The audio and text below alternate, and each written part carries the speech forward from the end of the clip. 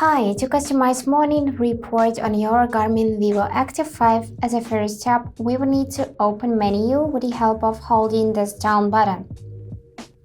Now after that, select settings and go in notifications and alerts section. And now you can see this feature morning report, so simply select it. And as a first step, enable it so that status show report would be on, like in my case. If you tap it again, you can disable it, but we need to enable it, go in the edit report, and here we can add something to our report just by tapping on the plus, for example, steps goal, just like this.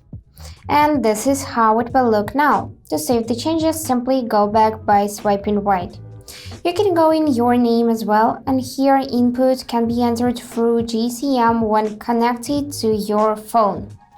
And you can use this keyboard manually, and if you're done changing, you just need to press the check mark, and here you'll see your name, your report, and to show it. And now you need to press this upper button to save the changes and simply go back. And now you'll see this type of report each morning according to whatever you selected. So that's it for today. Hope this video was helpful and thank you for watching.